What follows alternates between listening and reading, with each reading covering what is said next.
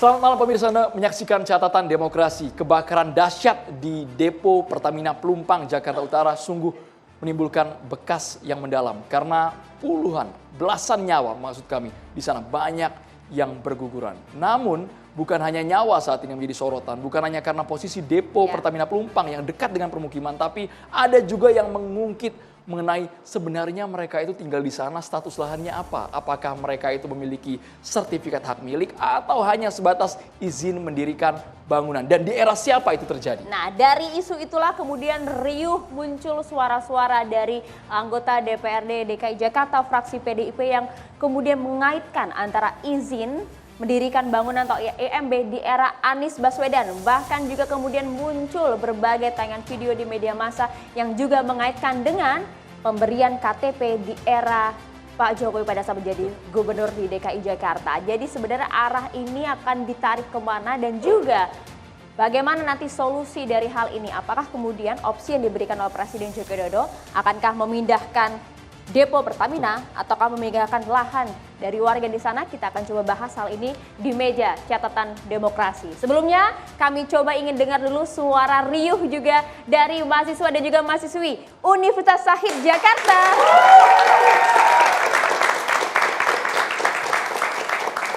Luar biasa. Semoga teman-teman mahasiswa di sini juga tercerahkan karena kami juga mengundang pihak yang memang mengungkit kembali soal IMB di era Anies, tapi juga ada pihak yang punya jawaban mungkin. Apakah benar secara administrasi, perizinan, agraria, status lainnya bagaimana di Tanah Merah Jakarta Utara ini teman-teman. Kita langsung saja kita akan perkenalkan satu persatu narasumber kami sudah hadir di meja catatan demokrasi. Ada Bang Ges Halifah, produser Jakarta Melayu Festival. Assalamualaikum Bang Ges, selamat malam. Assalamualaikum. Luar biasa, kayak datanya banyak nih. Sudah tebal ya? Sudah tebal. Sudah hadir juga ada Bang Mardhani Alisera, politisi PKS. Bang, selamat malam, Assalamualaikum. Apa kabar? Malam semuanya. Kami juga menghadirkan ada Bang Gilbert Simanjuntak, politikus PDI Perjuangan. Selamat malam pemirsa di rumah. Selamat malam. Dan juga yang sudah hadir ada Mas Dede Prayudi, politisi PSI.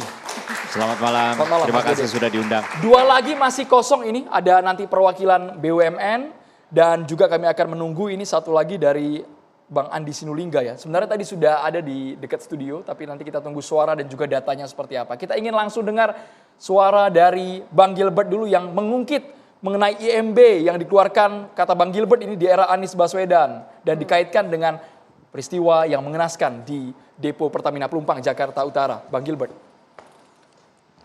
Baik, makasih. Saya pikir ini bukan perkara mengungkit ya. Kalau yang mengungkit pertama itu kan media sebenarnya. Dari pertama saya masukkan adalah berita bahwa itu mesti direlokasi. Apakah di Rusunawa, Rusunami. Tetapi kemudian muncul berita yang jauh lebih sengit di media. Yang menyatakan loh ini sebenarnya sudah diberikan izin IMB.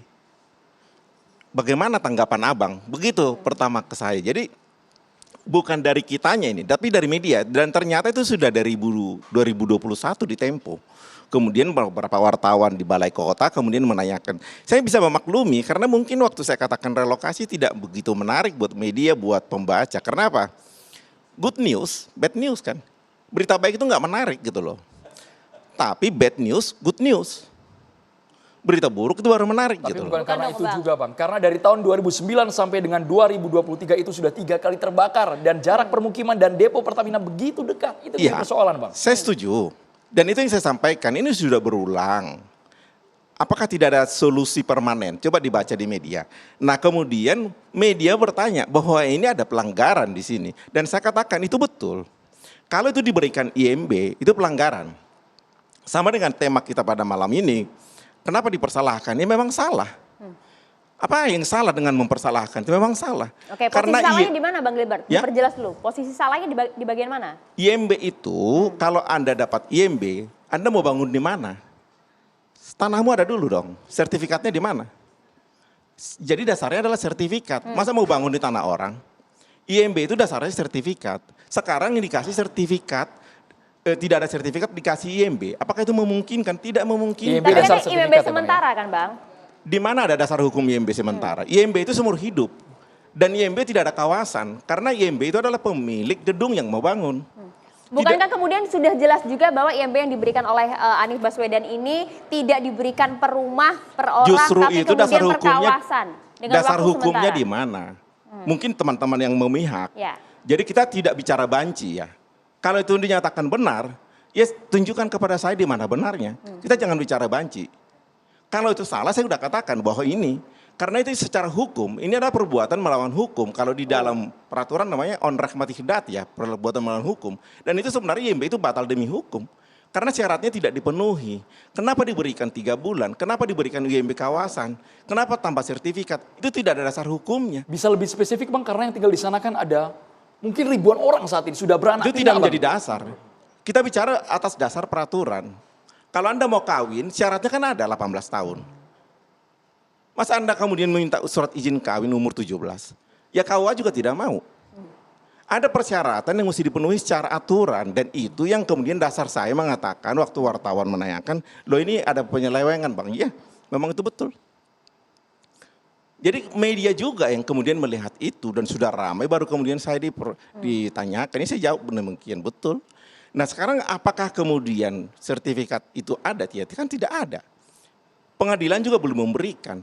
Tidak ada IMB di atas lahan yang dipersengketakan. Aturannya di mana? Jadi kita bahas dengan objektif saja. Karena Jadi kenapa dibiarkan berpuluh-puluh tahun tinggal di sana, Bang Gilbert? Beberapa era gubernur sudah terjadi, Bang. Ya sekarang itu lahan siapa? Loh kalau saya menempati rumah orang, kemudian saya mengatakan itu rumah saya. Apa dibenarkan? Apa kita mendidik masyarakat begitu lewat media sekarang ini? Ini kan forum yang kita mendidik masyarakat. Apakah kita mau mengatakan kepada masyarakat silahkan tempati, kemudian terbakar Anda minta ganti rugi? Kita kan mendidik masyarakat. Ini kan catatan demokrasi. Demokrasi kita mengatakan kalau Anda maju menjadi seorang pemain ke podium, ya Anda siap ditonjokin dong. Sebentar Bang, jadi yang mengeluarkan IMB kepada masyarakat di sana itu termasuk PMA tadi, perbuatan melawan hukum menurut Bang Gilbert? Karena tidak memenuhi syarat. Itu batal demi hukum, on rahmati hidat. Silakan baca di peraturan. Kita bisa berdebat di situ. Itu dasar hukumnya jelas itu mengatakan on rahmati hidat. Baik. Bang Adi Sinulinga. Disampaikan Bang tadi bahwa keberadaan memang masyarakat yang berada cukup dekat di lahan tanah merah di dekat depo Pertamina itu merupakan suatu hal yang salah. Terlebih lagi pemberian IMB di zaman era Anies Baswedan ini pun bahkan juga batal demi hukum karena kemudian penuh penyelewengan dan juga penyalahgunaan, Bang Andi. Iya, jadi gini, yang pertama soal legalitas tanah ya. Jadi kalau kita lihat soal alas hak, kalau kita lihat berita acara yang kita punya, itu Pertamina juga tidak punya alas hak terhadap tanah itu. Ya. Kemudian warga juga tidak punya hak atas alas tanah itu. Tapi warga menempatinya sudah lebih dari 20 tahun tuh. Ya. Karena itu dalam Undang-Undang Pokok Agraria tetapkan tuh bahwa warga yang sudah memiliki tanah terlantar ya, mendudukinya dalam hal ini adalah membuat pagar, membuat bangunan, maka seharusnya itu warga boleh mengajukan surat hak milik kepada BPN. Di sini persoalannya ini. Ya, ini Undang-Undang Pokok Agraria. SHM atau surat hak milik Bang? Sertifikat hak milik? Iya, atau sertifikat hak milik, SHM. Oh, wow. Itu ada aturannya dan kita boleh lihat di situ. Oke ya, satu. Nah kemudian problem tanah ini berlangsung bukan baru. Ya, satu jelas Pertamina tidak bisa membuktikan bahwa itu tanah milik dia. Itu jelas dalam peradilan itu. Sehingga bagaimana mungkin kita berani mengatakan melanggar hukum menurut saya mengatakan itu tanah Pertamina. Itu yang pertama yang penting. Itu satu soal alas hak ya, soal hukumnya. Yang kedua, soal bagaimana pemerintah dalam hal ini dalam kepemimpinan Anies Baswedan itu memberikan IMB kawasan terhadap daerah itu di Tanah Merah itu. Nah, itu juga sudah sesuai dengan Perda nomor 7 tahun 2010. Oke, tapi keberadaan IMB ini sendiri memenuhi syarat tidak Bang? Ya itu yang saya bilang sesuai dengan Perda nomor 7 tahun 2010 tentang pembangunan penataan kawasan. Ingat satu hal, sengketa tanah di satu sisi dan tanah itu masih bersengketa, itu satu sisi. Tapi hak warga negara untuk mendapatkan penghidupan yang layak, Apa itu penghidupan yang layak? Rumahnya layak, tempat tinggalnya layak, kebutuhan sanitasinya, kebutuhan air bersihnya, kebutuhan anak sekolah. Nah, karena itu harus dilegalisir kebutuhan warga itu, kebutuhan warga. Oke. Bukan status akan lahan. Ya. Itu satu ya, kebutuhan warga. Itu. Nah, karena itu saya ingin mengatakan, karena itulah ketika Pak Jokowi menjadi gubernur atas dasar perjanjian bersama dengan warga di situ untuk menyerahkan KTP kepada mereka beserta legalitas RT dan RW-nya. Dan saya kira Pak Jokowi sudah benar. Kenapa sudah benar? Karena kalau anak-anak itu mereka tidak punya KTP, status RT dan RW-nya, mereka tidak tercatat sebagai warga DKI. Ya. Kalau dia tidak tercatat sebagai warga DKI, anak-anaknya nggak bisa sekolah. Sementara sekolah itu kewajiban negara itu. Coba bayangkan, bagaimana mungkin hanya karena persoalan administratif, ya, kemudian anak-anak tidak bisa sekolah. Sekarang kita masuk ke zaman eranya Pak Anies Baswedan. Kampung-kampung di Jakarta ini 60% banyaknya. Dan ada hampir 49% menurut data BPS, itu daerah kumuh. Ya. Nah, karena itu daerah-daerah kumuh ini perlu ditata, bukan digusur. Dan ini janji semua kita, janji Pak Anies, janji Pak Jokowi, supaya tidak menggusur itu semua, tapi ditata kampung. Karena itu pemerintah DKI membuat program penataan kampung. Dan penataan kampung itu tidak bisa dilakukan, APBD tidak bisa dilakukan kalau tertib administrasinya tidak ada. Bang Andi, karena tapi itu ada yang mempersoalkan. Bang Andi ada yang mempersoalkan itu lokasinya di kawasan objek vital, di kawasan strategis nasional. Sekarang begini, pertanyaannya. Berapa banyak depo dan kilang Pertamina yang berdekatan dengan objek vital? Data Anda berapa, Bang? Hitungan saya di Medan, di Samarinda, dan menurut saya banyak, kita boleh cek, kita bisa lihat dalam Google Maps. Jadi saya ingin mengatakan begini, apakah kebakaran itu disebabkan oleh kesalahan masyarakat?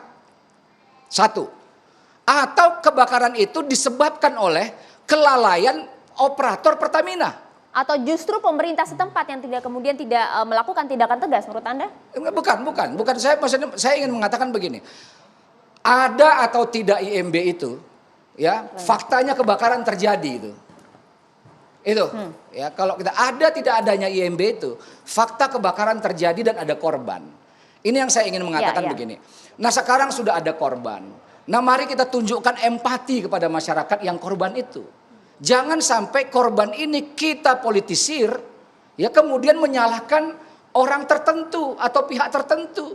Bukan dipolitisir, Bang, karena di era sebelum Pak Anies kabarnya sudah diingatkan, sudah diperingatkan. Loh, apa agar yang di sana diperingatkan? Coba. Tidak dibangun, agar di sana IMB-nya tidak dikeluarkan, mereka dipindahkan ke rusun. Itu narasi yang saat ini keluar, Bang Andi. Itu dari pandangan situ. Ini kan soal perbedaan pandangan. Ada orang bisa punya pandangan macam-macam. Tapi ini pandangan yang saya jelaskan, yang saya tahu. Nah, karena itu menurut saya kalau kita mau memberikan penyelesaian persoalan ini, ada musibah. Ditangani musibah ini dengan baik. Satu. Yang kedua, sekarang kan pemerintah juga sudah bicara itu. Bahkan pemerintah sendiri, Andrew, berbeda. Ada pejabat pemerintah yang mengatakan relokasi deponya. Ada pejabat pemerintah yang mengatakan masyarakatnya direlokasi. Kemarin, tadi saya baca, itu Menteri BUMN mengatakan sudah rapat akan merelokasi deponya.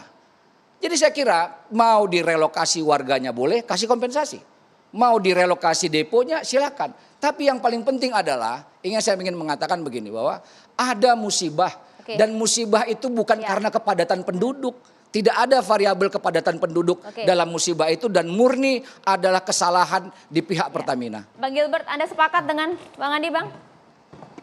Sejak awal saya katakan, sebenarnya concern perhatian utama kita adalah menyelamatkan warga ini.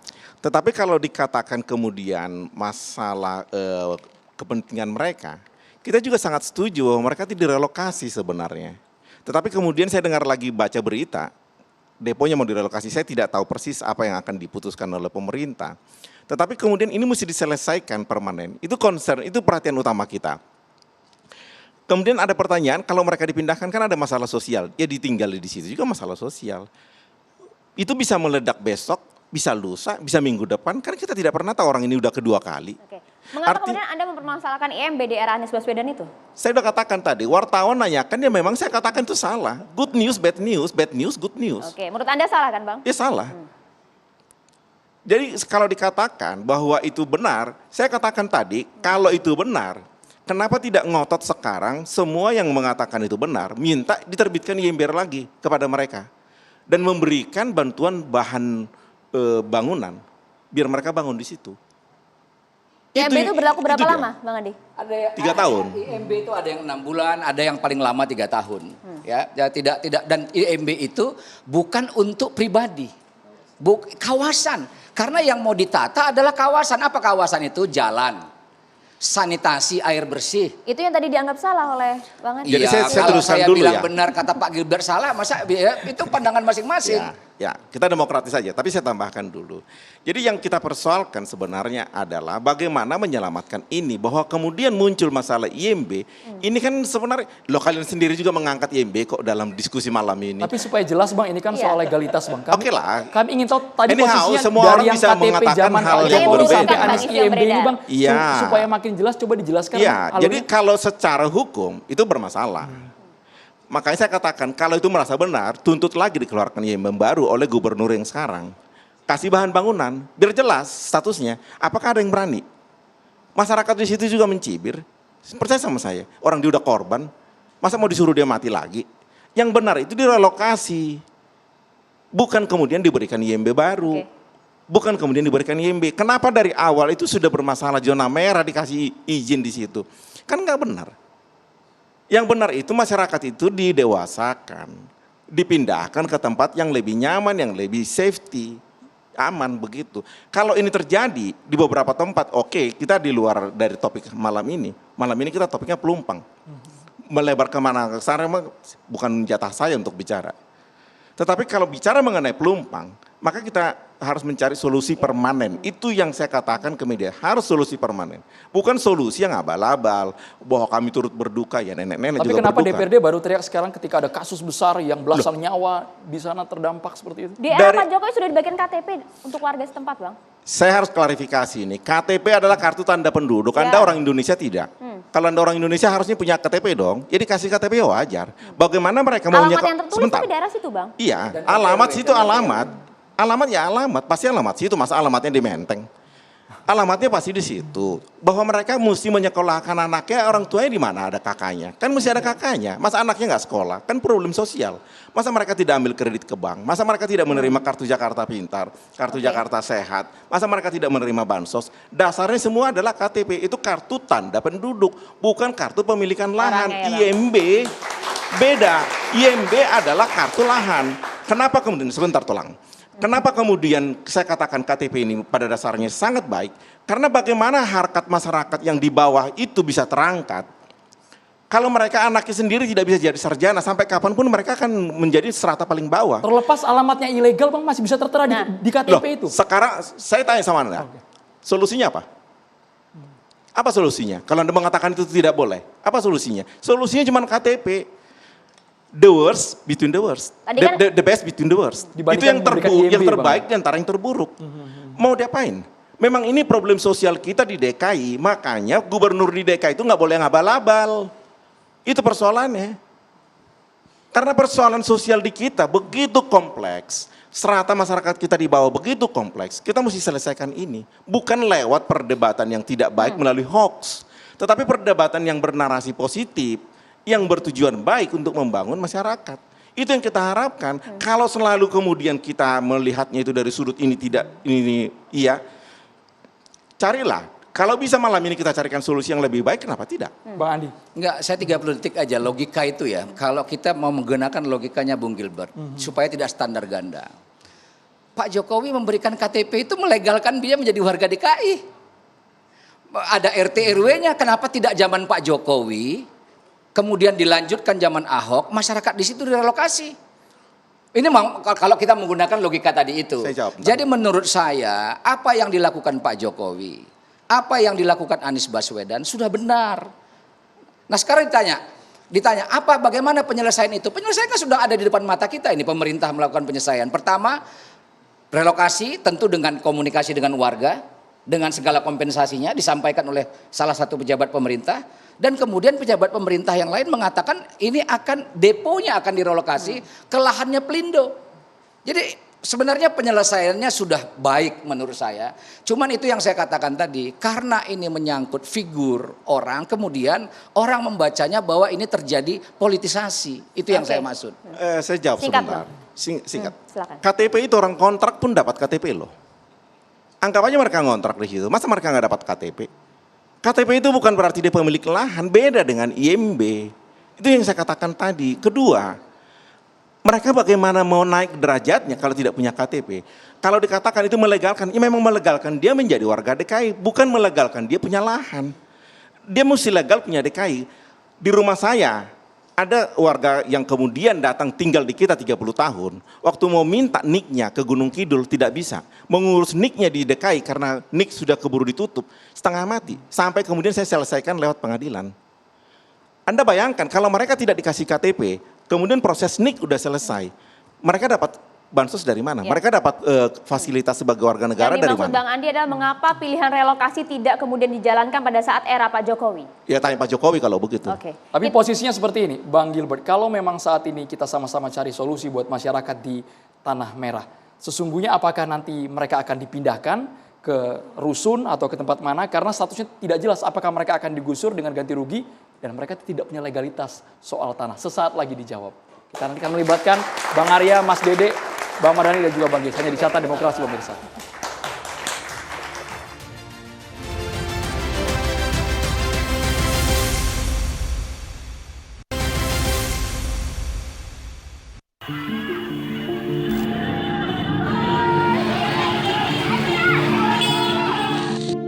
Jangan salahkan Pertamina, salahkanlah siapa yang melegalisir, mencuri tanah Pertamina itu. Mencuri itu. Saya tahu persis itu tanah Pertamina itu. Ya, itu siapa yang melegalisir itu? Itu diurus dulu itu. Pertamina aja yang disalahin sekarang. Pertamina paling dulu mengerti bahwa ini harus aman dari penduduk, harus jauh dari penduduk. Itu Pertamina itu berpikir begitu.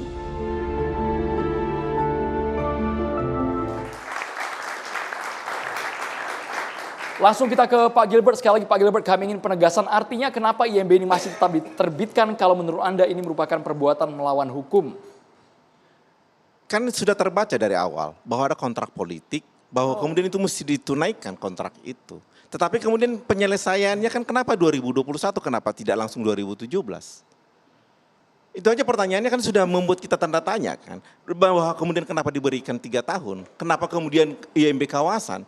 IMB itu saya sudah katakan, IMB itu atas nama pemohon, apakah itu individu, apakah itu badan usaha, bukan IMB kawasan, di mana dasar hukumnya. Sampai kapanpun IMB yang dikeluarkan ini adalah IMB ilegal, batal demi hukum. Dasar hukumnya adalah kepemilikan lahan. Anda mau mendirikan rumah di mana? Dikasih izin mendirikan rumah, rumahnya mau didirikan di mana? Dasarnya adalah sertifikat. Sertifikatnya tidak ada dan tidak ada IMB yang diberikan di atas lahan sengketa sampai kapanpun. Bahwa kemudian katanya KTP, ya memang KTP itu memang mutlak mesti mereka miliki. Kalau mereka tidak dikasih KTP, tidak dikasih KK, sampai kapanpun nggak bisa sekolah karena dasarnya adalah NIK. Ya begitu. Bang Oke, Gies. Bang Gies. Apakah kemudian IMB era Anies ini hanya kontrak politik semata tanpa solusi yang pasti?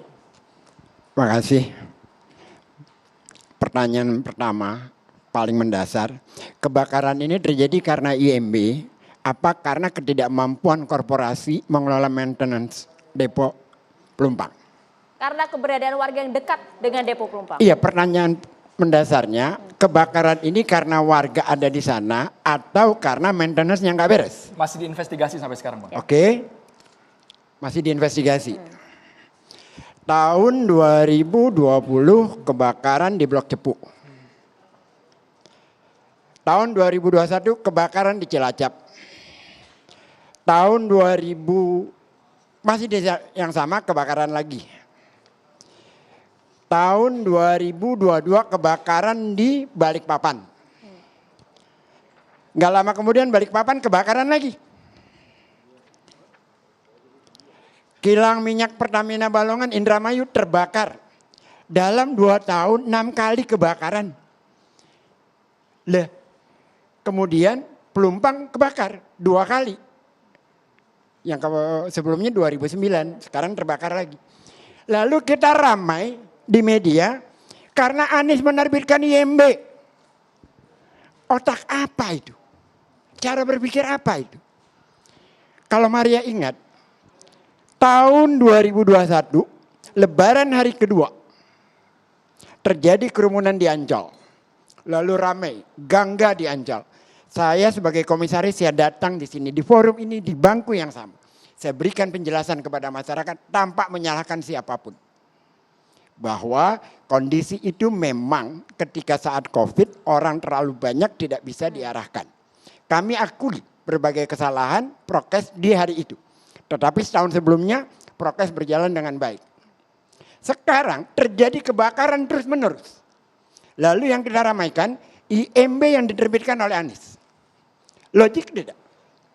Sementara IMB yang diterbitkan oleh Anies adalah untuk masyarakat mendapat akses air bersih, untuk mendapat listrik. Itu.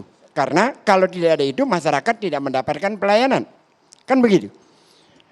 Lalu tadi dikatakan juga bahwa sudah diingatkan. Siapa yang mengingatkan? Yang Anda katakan Anies sudah diingatkan sebelumnya, siapa yang mengingatkan? Ada yang mengatakan di zaman Ahok, bahkan ketika Sudah debat diingatkan. waktu itu masih calon gubernur, diingatkan saya tidak akan pernah membangun dan akan memberikan mereka Yang fasilitas mengingatkan siapa? Akan dipindahkan. Yang mengingatkan siapa? Ahok. Dia bekas gubernur, sekarang dia komisaris utama Pertamina. Lalu apa yang dia lakukan selama ini? Sebagai komut dari korporasi Pertamina. Apa yang dia lakukan terhadap lahan itu? Saya kasih contoh satu hal lagi. Ada persoalan taman di depan Ancol Barat yang sudah berlama-lama menjadi persoalan parkir di sana. Taman itu harus menjadi taman untuk publik. Saya panggil ketua RW-nya, saya ajak duduk bersama direksi, kita selesaikan bersama dengan Kadinas waktu itu Bu Susi. Selesai persoalan taman di depan sana. Di depan Ancol itu. Ada keinginan untuk turun, menyelesaikan masalah. Bang Ge, soal tanah di Tanah Merah ini, lahan di Tanah Merah ini punya Pertamina atau bukan? Statusnya bagaimana Bang? Punya Pertamina bukan Nggak Bang? jelas di sini masih terkait dengan pengadilan yang dikasihkan oleh dari BPN itu 14 hektar, selebihnya bukan milik Pertamina. Ada buktinya di sini datanya. Milik negara jatuhnya? Milik negara, tapi masyarakat di sana sudah dari tahun 60. Udah ada di situ. Dari tahun 58. Ini kalau saya bacakan panjang sekali datanya yang ada di sini. Jadi berpikirnya itu korektif lah. Jangan menjadikan segala sesuatu itu mengalihkan masalah segalanya untuk kesalahan Anies. Gitu loh. Ya Anies fine-fine aja, namanya secara algoritma bagus kok. Muncul terus di media. Tetapi cara kita berpikir bahwa persoalannya adalah persoalan maintenance yang nggak benar. Ada banyak depo-depo Pertamina kira-kira di sana yang banyak juga penduduk. Jadi tadi yang kalau Ucok katakan benar, di Semarang, di Surabaya sama, berhimpitan dengan penduduk juga. Apa yang dilakukan Anies adalah terobosan hukum untuk memberikan pelayanan publik. Terobosan itu saja. hukum Bang ya, bukan perbuatan lawan hukum. Bukan, karena untuk memberi pelayanan secara publik. Tapi inti pertanyaan dasarnya adalah, soal kebakaran ini Anies salah tidak? Itu kan? Ini soal kebakaran, dan kebakarannya terjadi berkali-kali, bukan sekali. Ya. Di mana-mana tempat gitu loh. Kan aneh kalau kita menyalahkannya menariknya ke persoalan IMB. Nggak logik. Gitu. Ya, sebelum kita melakukan debat politik, pertama-tama saya mengajak kita semua ya untuk meletakkan sisi kemanusiaan di atas politik. Pasti. Artinya kami di PSI ingin mengucapkan terlebih dahulu ya bela sungkawa yang sedalam-dalamnya kepada para korban, 19 orang meregang nyawa dan puluhan lainnya itu korban terluka. Itu dulu ya. Lalu yang kedua, kami ingin mengajak kita semua untuk melihat permasalahan ini secara komprehensif. Artinya kayak begini, jangan kita mengambil satu kepingan puzzle, gambar yang kita paling suka di kepingan puzzle tersebut, lalu mengklaim bahwa inilah gambar yang utuh. Gitu. Nah inilah kesukaannya para politisi kan biasanya di situ. Gitu. Jadi kalau kami di PSI memandang, ini ada dua simpul yang tidak bisa dipisahkan satu dengan yang lain. Simpul pertama adalah peristiwa ledakan atau kebakaran itu sendiri. Untuk menganalisis simpul tersebut diperlukan investigasi yang mendalam. Ya. Apakah ini kesalahan human error? Apakah ini kesalahan sistem error sehingga sistem tersebut harus direvisi atau diperbaiki? Lalu yang ketiga, apakah ini major force? Artinya apakah ada petir dan lain-lain. Cuman satu hal yang pasti, PSI di sini secara objektif menyatakan bahwa terkait dengan ledakan tersebut Pak Anies tidak bersalah. Oke. Nah, lalu yang kedua adalah ketika kita membicarakan dampak dari si kebakaran, gitu. Jadi begini, di dalam manajemen risiko ada yang namanya mitigasi dan juga adaptasi. Mitigasi itu mencegah supaya si bencana itu agar nggak terjadi ya. Kemudian ada adaptasi. Kalau dia terjadi kita harus ngapain? Kurang lebih seperti itu ya. Atau damage control lah. Nah sebelum saya membahas itu mari kita melihat dulu premisnya. Premisnya adalah kayak gini.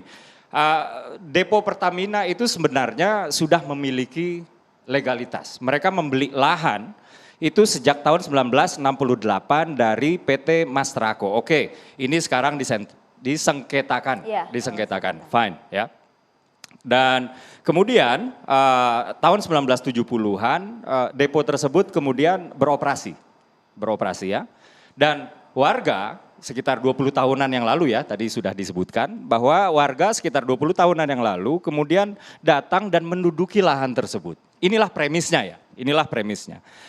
Dan satu hal yang pasti di premis yang ketiga yang ingin saya sebutkan adalah dari premis 1 dan 2 tadi, lokasi di sana itu tidak memenuhi standar keamanan dan keselamatan untuk kita jadikan hunian. Gitu ya. Nah, disinilah kemudian muncul intervensi politik, yaitu kebijakan. Ini saya ingin meluruskan logika kita supaya kita urai pelan-pelan ya. Pertama Pak Jokowi dengan kontrak politiknya ya, pada akhirnya memberikan KTP ya. Saya ingin mengingatkan kepada rekan-rekan, kawan-kawan, Bapak dan kawan-kawan mahasiswa juga bahwa ada Undang-Undang Nomor 24 Tahun 2013 tentang perubahan atas Undang-Undang Nomor 23 Tahun 2006 tentang administrasi kependudukan, yaitu apa? Bahwa setiap warga negara Indonesia berhak dan wajib ya, jadi dua ya sifatnya ini nature-nya ada dua, berhak dan wajib untuk memiliki dan mendapatkan dokumen kependudukan. Gitu ya. Jadi apa yang dilakukan oleh Gubernur Jokowi saat itu, KTP ya? Ya, itu adalah hal yang sangat wajar dan memang harusnya begitu. Yaitu memberikan KTP. Dari KTP kemudian anak-anak mereka bisa punya sertifikat kelahiran misalnya ya. Lalu bisa sekolah, lalu bisa terdaftar di BPJS dan lain-lain. Tadi Pak Gilbert sudah mengatakan ya. Nah, kemudian di zaman Pak Ahok. Pak Ahok itu mengupayakan ada yang namanya relokasi gratis ke Rusunawa. Cuman memang negosiasinya ini takes so much more time dari apa yang diharapkan, ya. Kemudian masuklah eranya Pak Anies. Pak Anies kemudian membagikan IMB yang kabarnya itu adalah IMB kawasan. Saya jujur ya sudah menanyakan ke kawan-kawan saya yang ahli hukum ya, IMB kawasan ini apa sih? Dan banyak dari mereka yang tidak memahami apa IMB kawasan. Mungkin nanti bisa dijawab ya karena panelis kita di sini ada 3. Dan dasar pembuatan IMB itu harusnya adalah sertifikat hak milik. Jadi saya menduga di sini ada perbuatan pelanggaran hukum administrasi yang dilakukan oleh Pak Anies untuk menerbitkan IMB yang katanya IMB kawasan itu. Nah, above all, di luar itu semua, saya menyimpulkan ya, di sini cuma ada 2 kemungkinan. Kemungkinan pertama adalah bodoh yang luar biasa, kemungkinan kedua adalah jahat yang luar biasa. Bodoh yang luar biasa ini apabila Pak Anies nggak tahu di sana adalah area yang tidak layak atau tidak memenuhi standar keselamatan dan keamanan. Jahat luar biasa adalah ketika Pak Anies sudah tahu ya, tapi demi menjadi seseorang yang populis, demi keuntungan elektoral, Pak Anies mengorbankan potensi keselamatan atau ya mengorbankan keselamatan warga di daerah Tanah Merah tersebut. Tapi saya pikir saya jujur ya, Pak Anies bukan orang yang bodoh. Jadi saya pikir ini adalah kemungkinan yang kedua. Saya pikir itu saja dari saya. Terima kasih. Bang Gis, langsung ditanggapi.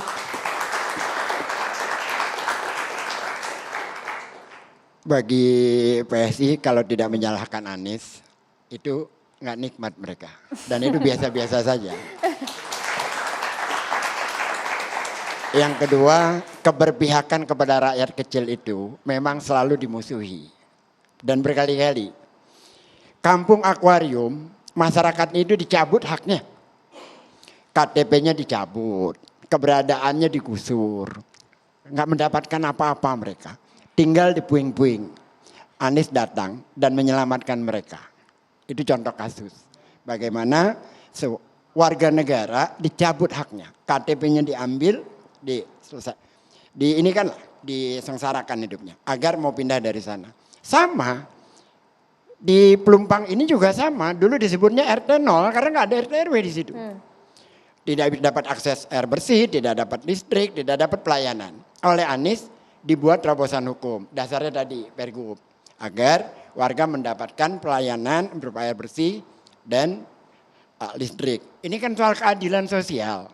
Kembali lagi pertanyaan saya, ini persoalan kebakaran, persoalan IMB atau persoalan korporasi yang nggak beres. Ada kebakaran cuma satu, banyak tempat. Ya, Dalam 2 tahun berkali-kali kebakaran. Bang Geis, perkara kebakaran itu adalah satu hal, ya kan? Ya. Perkara manajemen dampak atau risiko itu adalah hal lain. Ya. Nah, perkara terjadi kebakaran, oke, nanti mungkin Bang Andi Sinulinga ya sebagai perwakilan BUMN. Bang Arya, Bang Arya. Sorry, Bang Bang Arya. Arya, Bang. Saya karena terkesima sama Bang Sama-sama Andi. Sinulinga. Terlalu Iya. kangen Bang. Iya. Tapi perkara dampak di sini kalau kita jujur berpikir dan dengan hati nurani bahwa ada aturan larangan pembangunan hunian di zona merah. Tentu di situ ada sebabnya Bang Geis. Oke. Dan bahwa Pak Anies kemudian membagikan IMB tanpa dasar saya punya legalitas yang data, jelas. itu tidak punya. Itu adalah hal lain. Uki bilang itu zona merah tahu petanya. Tahu. Jadi Benar. silakan jelaskan, jangan tanya saya. Enggak, Silakan sebentar. kalau Enggak, punya ide gini, silakan gini, jelaskan. gini. Silakan jelaskan. Anda berani mengatakan Anda itu nggak zona bisa. merah. Enggak, biar saya tunjukkan bahwa itu bukan zona merah. Silakan jelaskan, silakan jelaskan. Enggak, maksudnya gini. Itu tidak zona merah. Nanti saya sudah kirim petanya. Ya, silakan, Oke, silakan kita akan jelaskan. tunjukkan datanya Bang. Jelaskan Maksudnya dulu, Bang. satu, yang kedua saya ingatkan Kalau begini. PSI nggak nyalain Anies, mereka nggak PSI namanya gitu. Soal, Enggak. Tidak, Bang, Bang, tidak, Bang. soal Partai poin Persatuan pertama Ibu dulu Bang, Kota. itu bukan Enggak. zona merah mana Bang? Datanya ada, Ini buktinya ada Bang. tadi saya sudah kirim itu. Ini Bang, Itu. boleh dijelaskan Bang? Boleh silakan berdiri Di saja Bang. mana? Coba di mana Uki? Boleh Anda sambil Boleh berdiri? silakan berdiri Bang Bang, Andi. dijelaskan Bang. Bang Andi itu jangan berargumen sambil Loh, bertanya. bukan, Itu maksudnya namanya Anda yang Anda bicara. berargumen Maksudnya gini ya, menggunakan maksudnya gini. ketidaktahuan. Bang. Coba Kita- Anda yang menyajikan data ini. Loh, itu silakan silakan jelaskan. berdiri, Saya boleh, Bang, nggak boleh jelas. Nggak usah jelaskan, dilihat sendiri tuh RTH semua tuh pada hunian zona kuning. Apa Satu. yang Yang Anda kedua lihat di ya, situ? satu. Apa yang Anda lihat di situ? Enggak, tidak. Maksudnya supaya yang disampaikan ke publik Di Depo tentang ya? zona merah tadi itu di disclaimer dulu. Itu Uki, maksud saya. Yang kedua, masyarakat di situ tidak 20 tahun. Ini saya bacakan ya, supaya kita membicarakan sesuatu yang kita paham. Jadi tahun 60-an itu orang sudah menggarap tanah itu. Ya ini ya, di bahan pengadilan itu ya. Ini saya bacakan ya. Jejak penggarap tanah lahan itu. Tanggal 5 Januari tahun 81 tercatat bahwa orang yang bernama Samin itu membeli tanah garapan dari milik Muhammad Busro. Itu dibeli tahun 60. Itu loh maksudnya itu.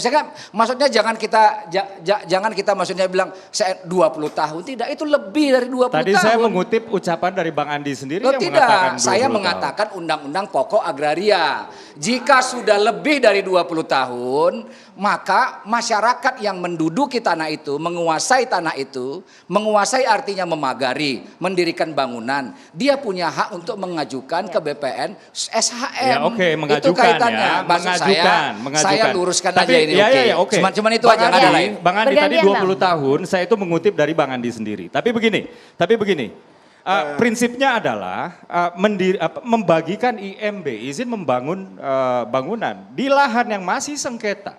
Apalagi lahan tersebut adalah lahan yang tidak memenuhi standar keamanan dan keselamatan.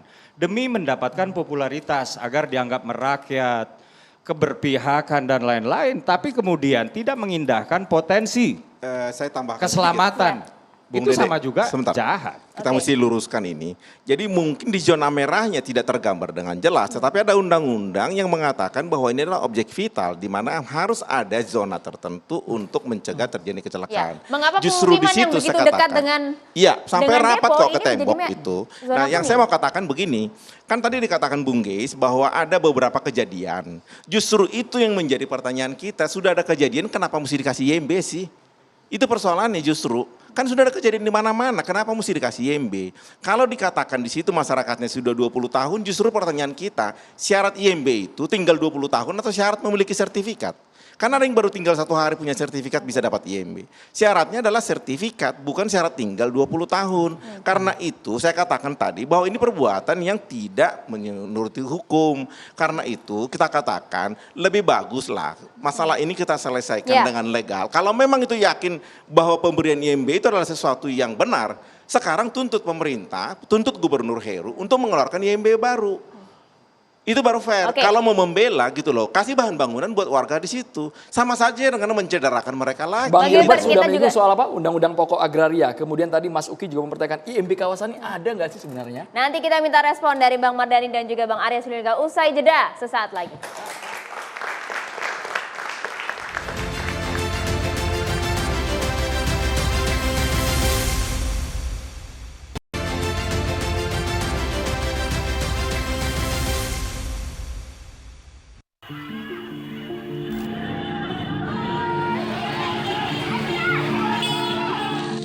Saya sudah perintahkan kepada Menteri BUMN dan juga Gubernur DKI untuk segera mencari solusi. Dulu memang sudah direncanakan untuk dibuat air di kanan kirinya sungai, tetapi memang belum sampai kepada titik mencarikan solusi bagi penduduk yang ada di situ. Keamanan masyarakat, keselamatan masyarakat harus menjadi titik yang utama.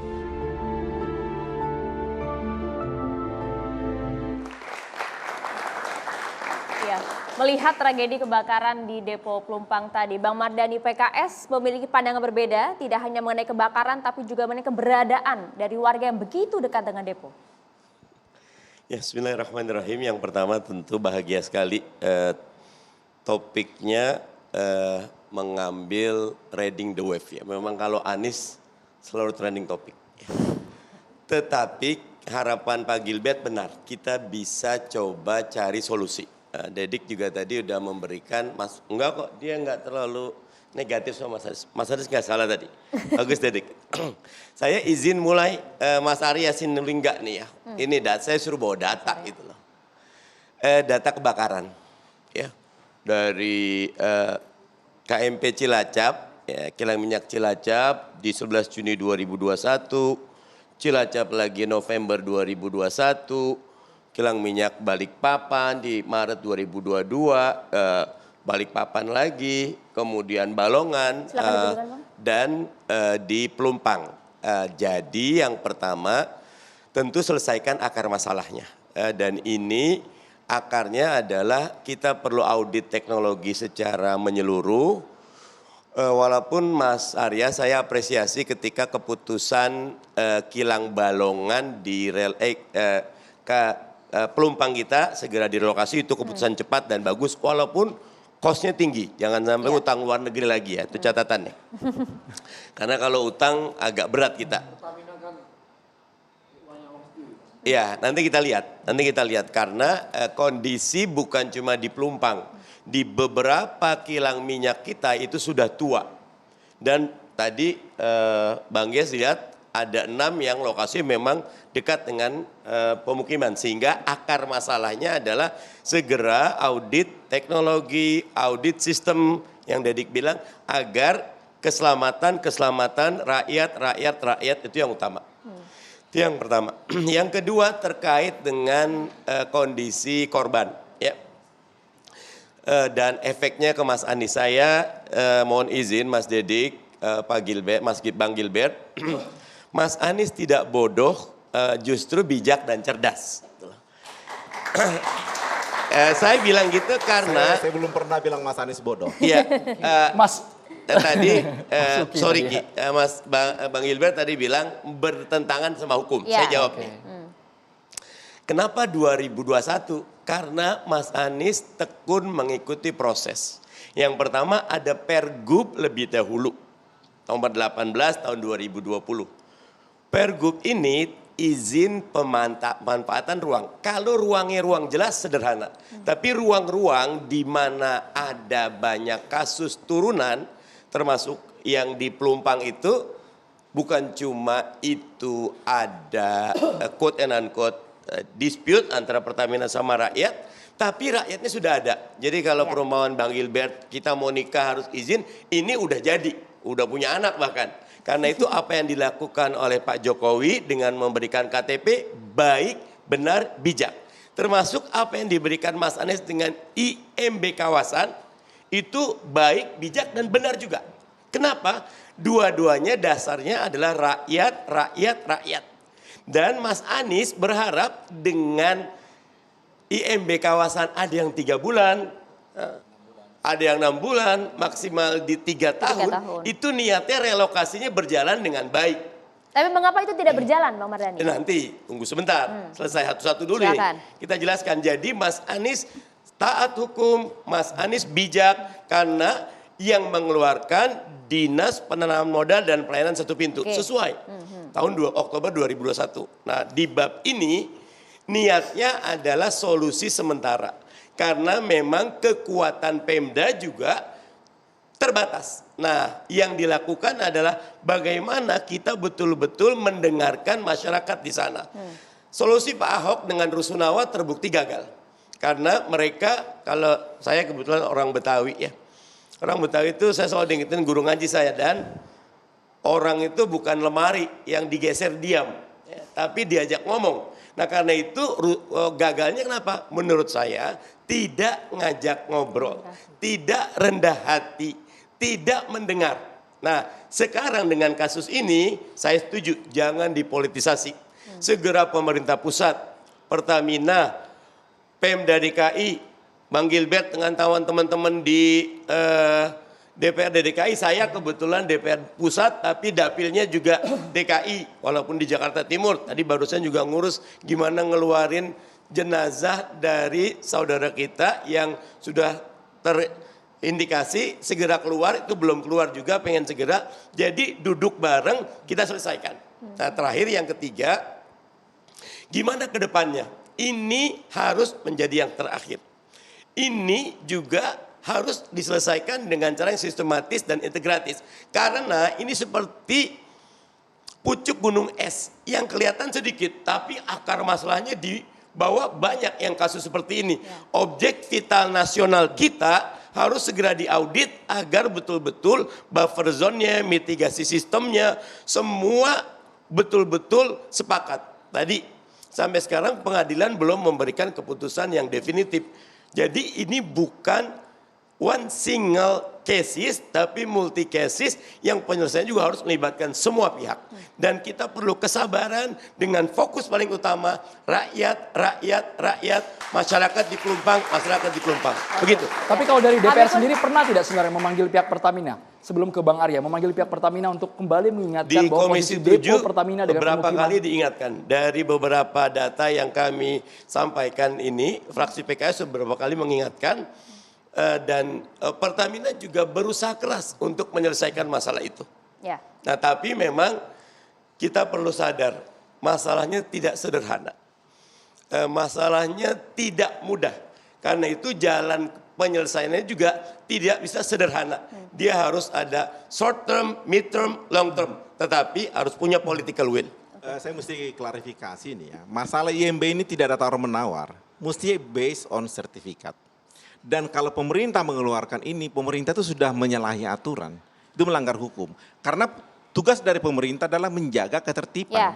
Karena itu dimanapun di Indonesia tidak akan ada IMB keluar tanpa sertifikat. Percaya sama saya. Jadi kalau dikatakan tadi oleh Bang Mardhani itu sudah benar, saya katakan tidak benar. Dan kalau itu dikatakan benar, silahkan tuntut sekarang IMB untuk dikeluarkan lagi di situ. Nah yang bisa menjawab teman-teman Pemda DKI dan sudah saya sebutkan.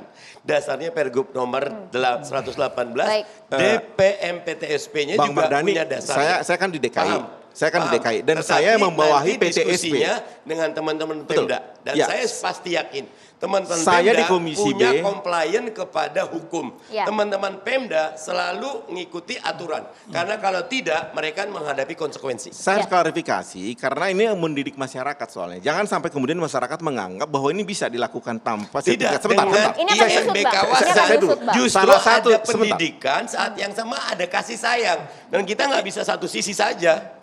Ini bukan berarti kita tanpa kasih sayang, jangan dikatakan begitu. Enggak, Semua dengan 3 bulan, Sebentar berarti dulu. mereka bisa ngurus air bersih. tidak ada dasar hukum pemberian Ada. 3 bulan, tidak ada pemberian Oke. IMB kawasan. Itu versinya Bang Gilbert. Nanti Loh, kasih teman-teman dasar Pemda hukumnya. DKI Dasar hukumnya di kita adalah NPWP, KTP, sertifikat. kan sudah dibilang. Loh, saya kan IMB membawahi kawasan komisi. kita dasarnya Pergub nomor 118 Saya nggak tahun tahu. 2020. Saya di DPRD membawahi PTSP dan saya Anies mengerti peraturan Baswedan itu. pasti Saya memahami. compliant dengan Oke, hukum. Baik, satu persatu Bang. Oke, kami sudah tangkap poinnya, nanti ini masih akan Kita bergeser dulu, Mar. diselidiki lebih Sudah lanjut. makin Kami ramai nih, akan Mar, berikan makin riuh. tanya ke Bang Arya Sinulinga, Bang. Respon Bang dari Bang Mardhani tadi, bagaimana maintenance sebenarnya dari pihak Pertamina Bang. Dan juga Oke. sebenarnya duduk perkara lahan ini seperti apa Bang Arya?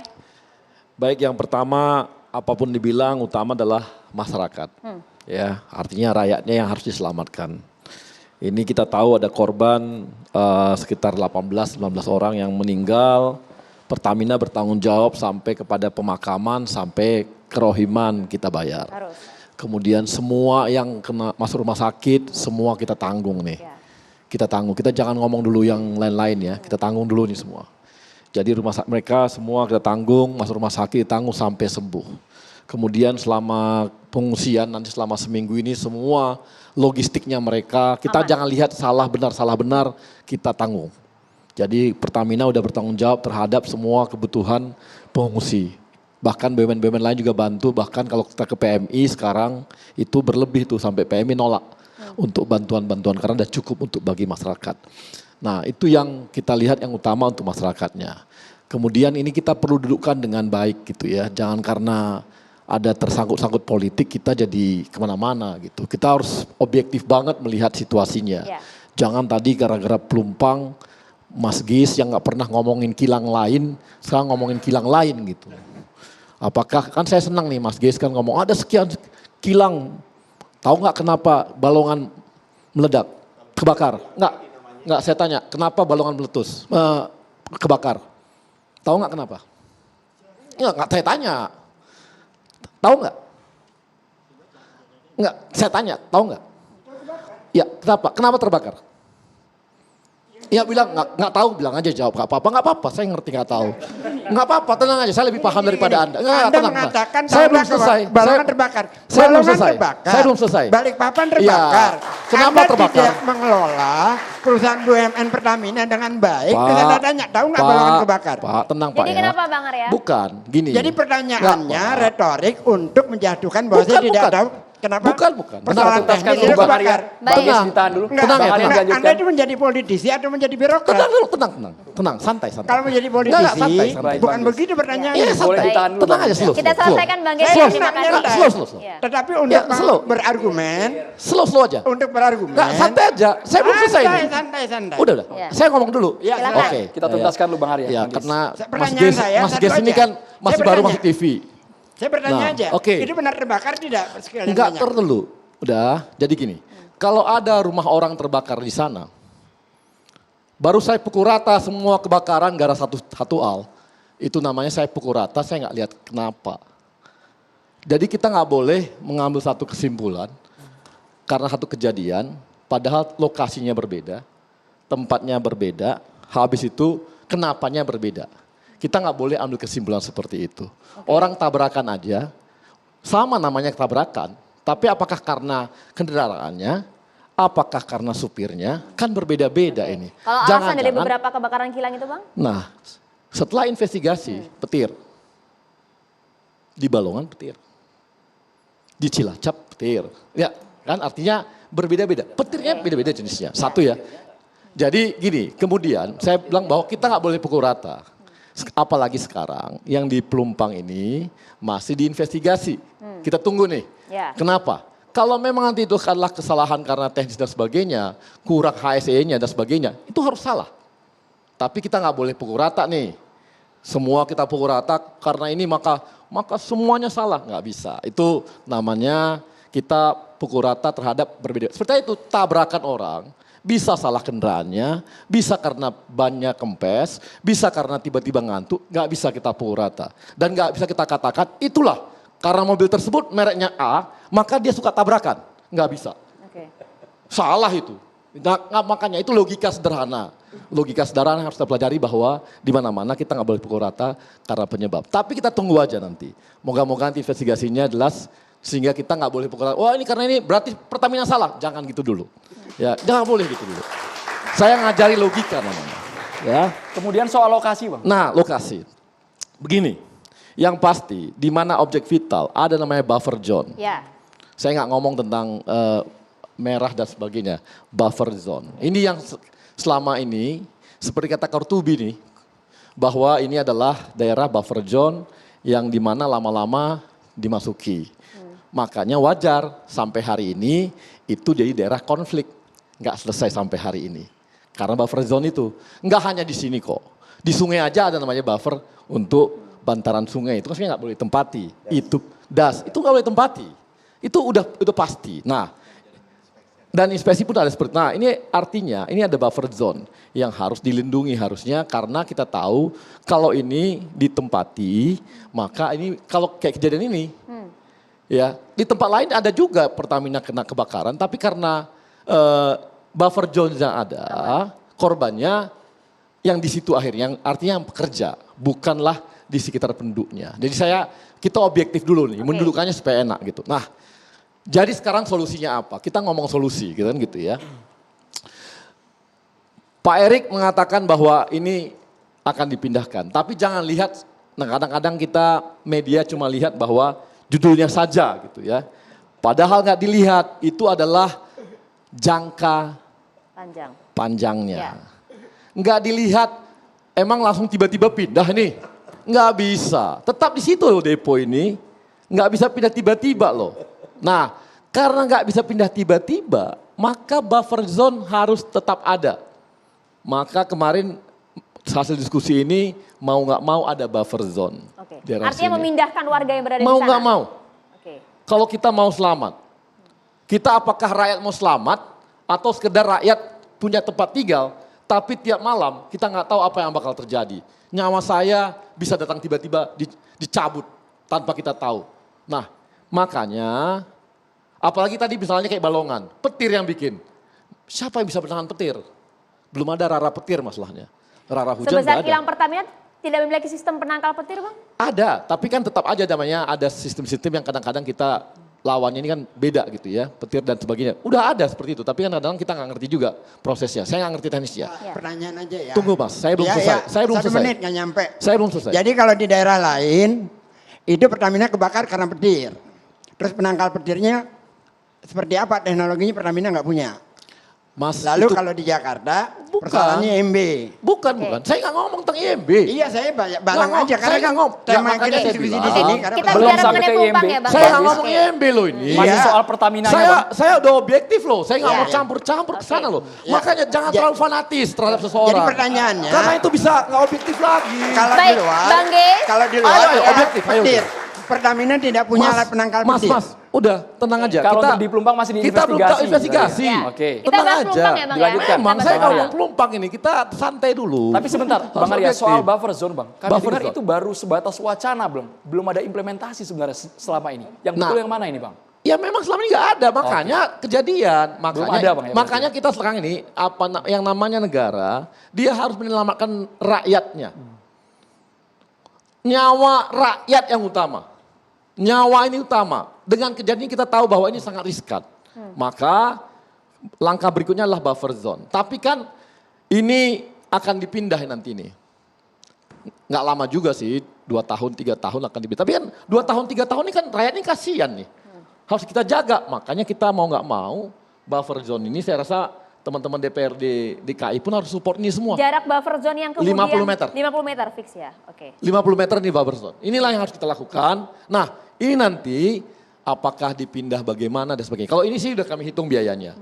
Kami udah hitung biaya akan dipindah ke Pelindo. Pelindo kan dia kawasannya memang tidak ada penduduk di sana ya. Udah tersendiri itu ya cukuplah uang Pertamina untuk bangun kilang itu. Wow.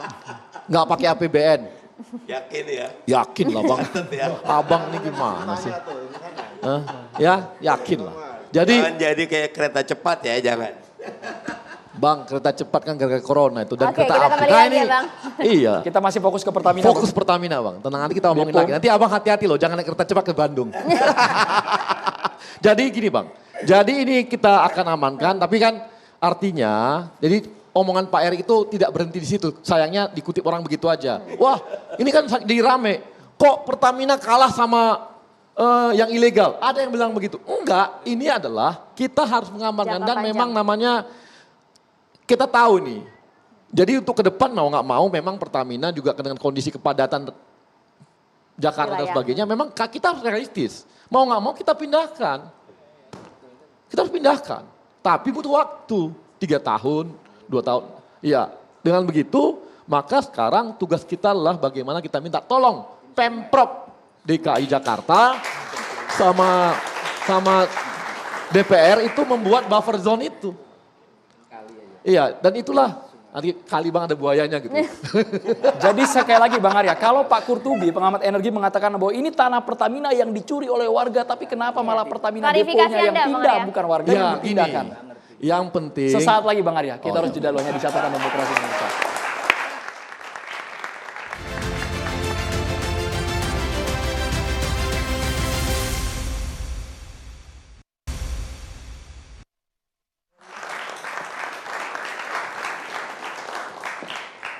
Nah itu dia, silakan dilanjutkan Bang Arya. Jadi kalau misalnya dilihat sebenarnya kalau kita berbicara mengenai solusi saat ini meskipun pilihan Pak Erick Thohir untuk kemudian memindahkan depo pelumpang pun juga dikaitkan dengan hal politis. Ya, kalau kita tetap konsisten bahwa ini untuk penyelamatan ke depan.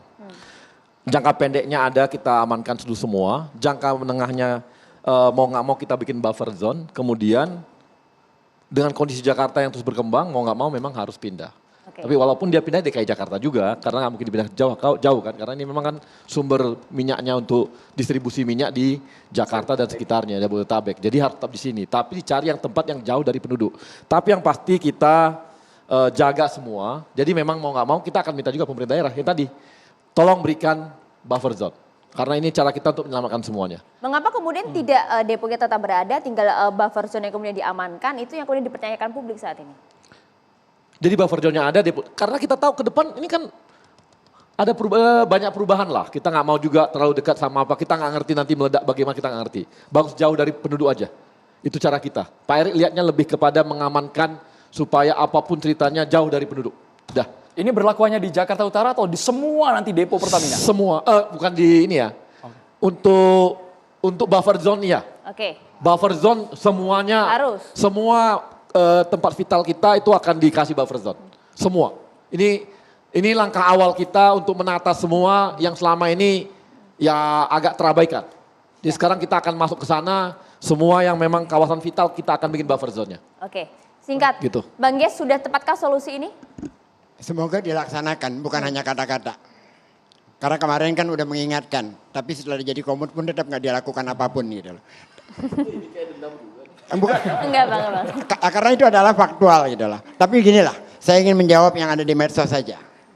Ada cerita tentang semut Ibrahim.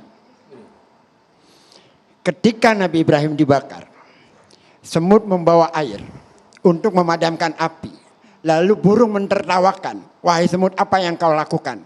Aku ingin memadamkan api yang sedang membakar nabiku. Lalu burung berkata, yang kau lakukan tidak akan berguna, hanya sia-sia. Semut menjawab, aku tahu apa yang aku katakan, yang aku lakukan adalah sia-sia. Tapi dengan ini aku menyatakan kemana aku bersikap. Itu yang dilakukan semut. Dan kita dan kepada semua relawan Anies Baswedan di Indonesia, kita sedang memadamkan api fitnah terhadap Anies Baswedan dan kita adalah semut-semut Ibrahim. Oke, baik. Bang Uki, silakan. Siap, dari saya sih sebenarnya 2 poin aja ya. Yang poin yang pertama itu adalah supaya dilakukan investigasi mendalam yang non politis ya, supaya bisa betul-betul terjadi perbaikan di core issue. Core issue-nya itu adalah kebakarannya. Ya. Kemudian poin kedua dari saya itu adalah manajemen dampak risiko. Supaya betul-betul buffer zone ini betul-betul kemudian diterapkan. Dan juga kepada seluruh kepala daerah supaya hati-hati dalam mengeluarkan izin membangun bangunan supaya mengutamakan keselamatan warga, jangan asal populis kemudian keselamatan warga dipertaruhkan. Terima kasih. Mbak Mardhani. Kata kuncinya dua, kolaborasi dan transformasi. Seluruh stakeholders, termasuk masyarakat, LSM, dan mobil khusus, Pertamina, pemerintah pusat, Pemda DKI, kami di DPR, harus berkolaborasi menyelesaikan semua masalah dengan seksama, dengan win-win solution, pakai hati. Ya. Tapi cara yang kedua, transformasi. Semua harus naik kelas. You cannot find a new land with an old map. Ya, kita tidak dapat menemukan pulau baru dengan peta yang lama. Ya. Masalahnya berubah, konteksnya berubah. Jadi semua harus teknologinya, bergerak, ya? makanya harus ada naik kelas. Dan itu bukan pekerjaan mudah. Semoga pelumpang yang terakhir setelah ini terwujud Indonesia yang adil, Baik. makmur, dan sejahtera. Bang Gilbert, singkat saja. Baik. Kalau kita melihat akar persoalan ini sebenarnya ini bukan hanya satu persoalan ini. Persoalan banjir, persoalan kebakaran. Ini akar persoalannya apa? Lahan.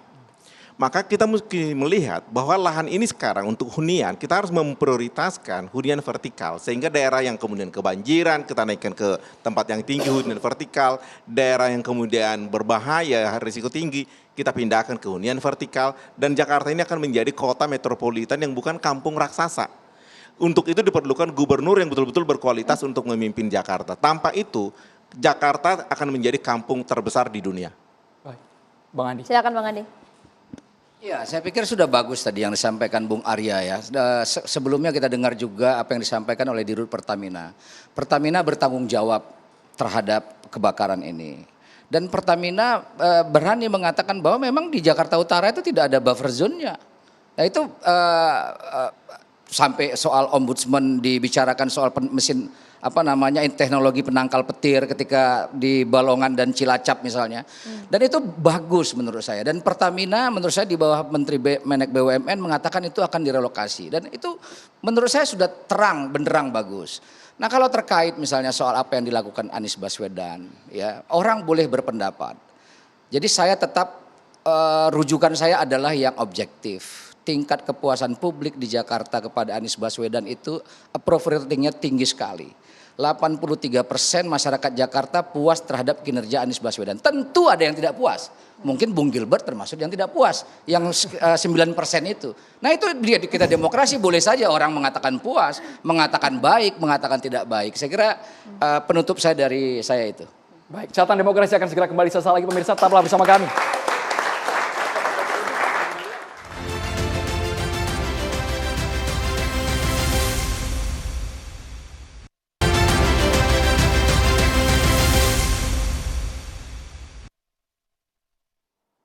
Ya pemirsa, di studio Catatan Demokrasi sudah hadir Ustadz Abir Faisal Fat. Assalamualaikum Ustadz. Silakan. Waalaikumsalam warahmatullahi wabarakatuh.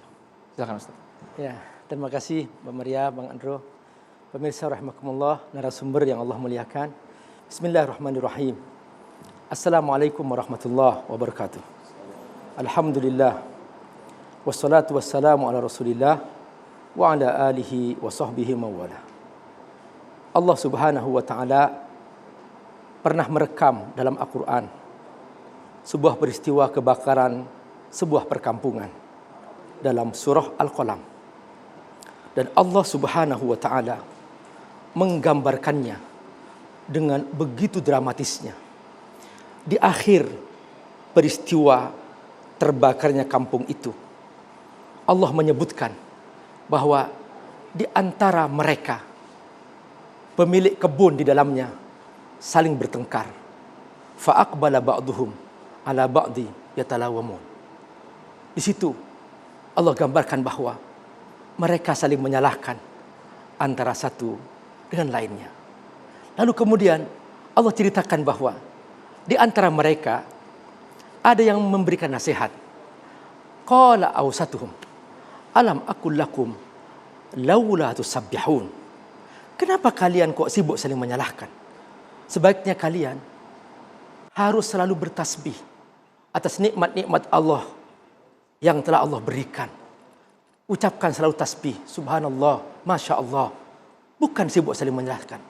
Setelah itu, mereka kemudian mengakui dosa-dosa mereka. Bahwa ternyata kebakaran ini terjadi karena kezaliman mereka sendiri. Qalu ya wailana inna kunna taghin. Kami telah banyak melakukan dosa. Pemirsa rahimakumullah, tidak ada kejadian di muka bumi ini kecuali terjadi dengan takdir Allah Subhanahu wa taala.